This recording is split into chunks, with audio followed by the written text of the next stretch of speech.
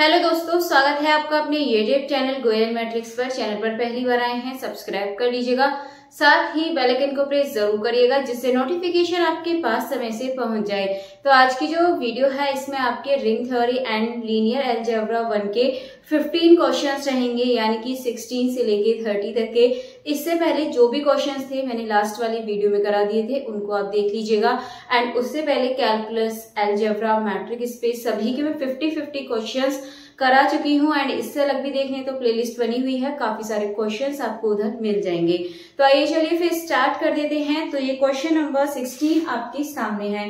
Question number 16 है the standard basis for R square is, यानी कि R2 के लिए आपको बताना है। तो R3, R2 इनके लिए आप डायरेक्ट याद रखिएगा। जैसे R3 हो गया तो R3 के लिए आपको क्या करना है, जो X है उसकी जगह 1, बाकी Y और Z ये 0 0। सेम यहाँ पर Y की जगह 1 और ये बाकी 2 0। सेम इसकी तरह करते हैं, यहाँ पर क्या करेंगे, ये 0 Z की जगह 1। इस तरीके से चलता है। R2 के लिए भी सेम यही करेंगे, X के लिए 1 तो Y के लिए 0।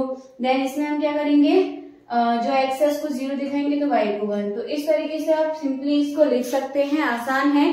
अगर आप ऑप्शंस देखें तो देखिए ऑप्शंस है आपके सामने। ऑप्शन नंबर बी 1001, तो इसका जो ऑप्शन नंबर बी है क्वेश्चन नंबर 16 का, ये बिल्कुल सही आंसर हो जाएगा। इसके बाद चलते हैं नेक्स्ट क्वेश्चन नंबर 17 की तरफ।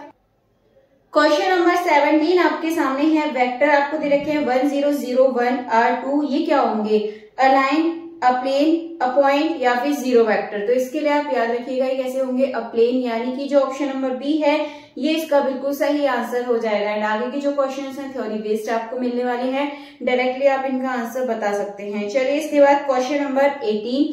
क्वेश्चन नंबर 18 है a set of vectors is linearly dependent, यानी कि सेट ऑफ वेक्टर्स कैसे हैं, लीनियरली डिपेंडेंट हैं। कब होंगे, no vector is a multiple of another, या फिर one vector can be written as linear combination of other, या फिर वेक्टर्स आर परपेंडिकुलर, या फिर डिटर्मिनेंट इज 1।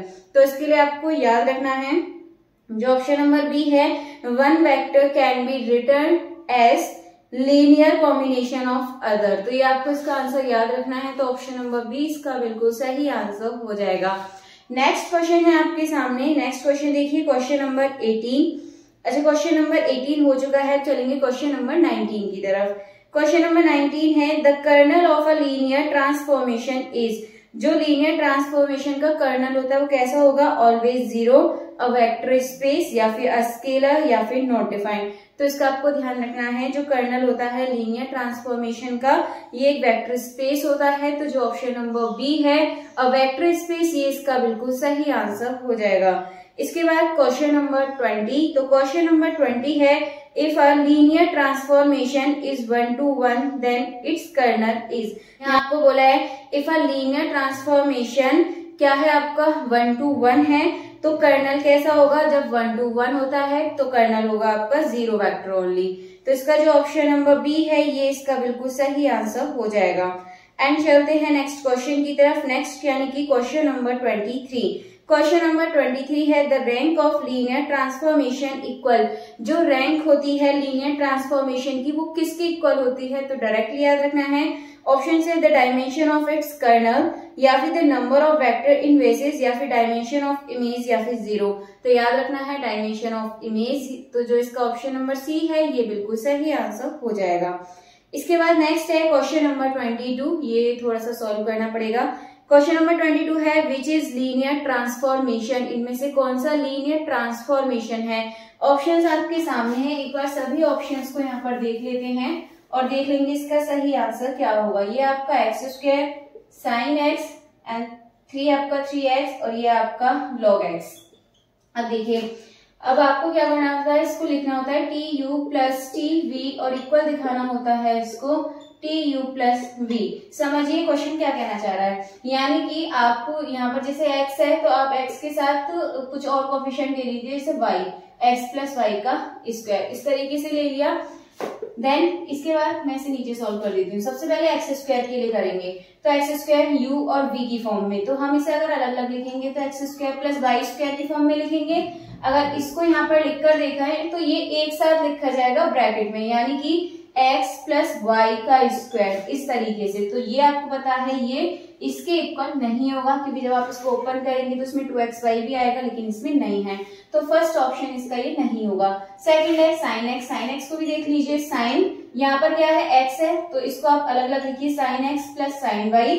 एंड जब आप इसको एक साथ लिखेंगे तो आप कैसे लिखेंगे, साइन एक्स प्लस वाई, इस तरीके से ब्रैकेट में, इस फॉर्म में। तो यहाँ देखेंगे ये भी आपका इक्वल नहीं है, तो इक्वल नहीं है, इसका मतलब ऑप्शन नंबर बी नहीं होगा। सी देखते हैं 3x, तो 3x का मतलब आप यहाँ पे करिए, अलग अलग करिए, 3 का x के साथ मल्टीप्लाई प्लस 3 का y के साथ इक्वल। अगर हम एक साथ इसको ब्रैकेट में लिखें, 3 के साथ x प्लस वाई लिखें x की जगह, तो आप देखेंगे कि 3x प्लस 3y इक्वल क्या हो जाएगा, 3x प्लस 3y।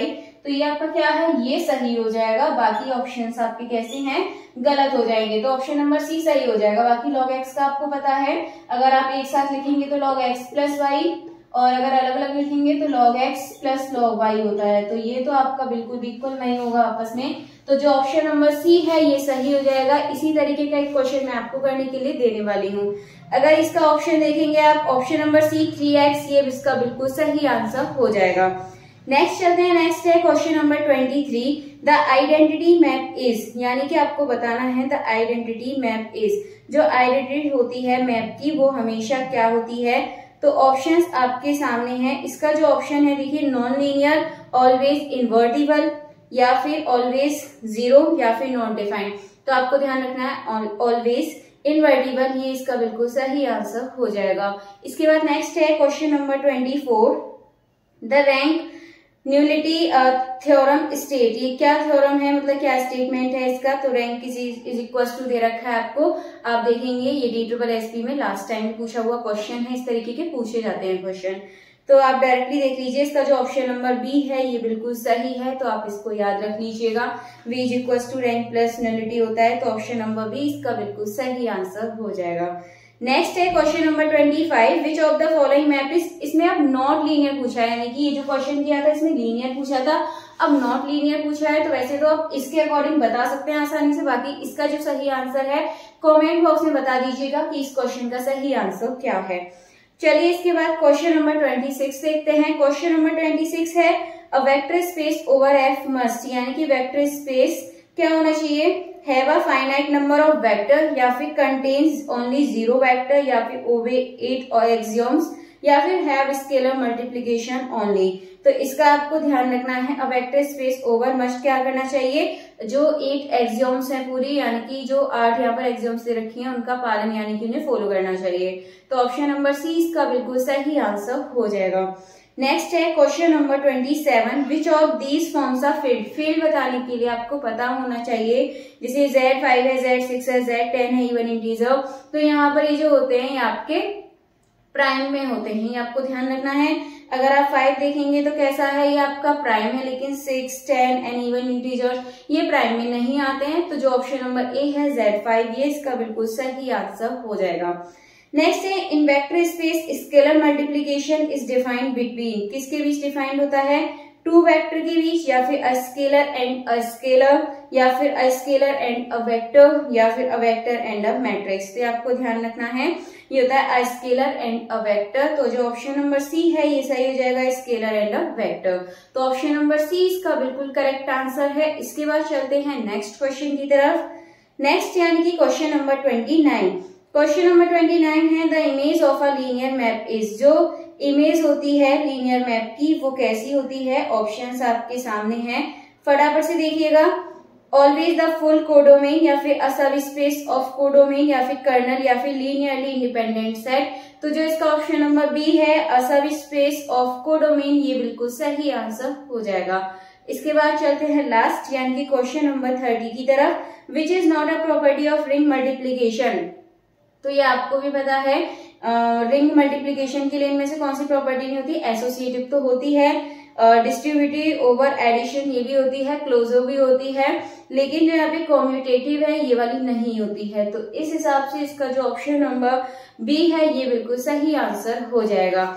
चलिए फिलहाल अभी आपके क्वेश्चन 16 से लेके 30 तक हो चुके हैं। नेक्स्ट वीडियो में 31 से लेके 50 तक के क्वेश्चंस कवर कर लेंगे। अगर आपको ये वीडियोस अच्छी लग रही हैं तो प्लीज इन्हें ज्यादा से ज्यादा लाइक, कमेंट, शेयर जरूर करें।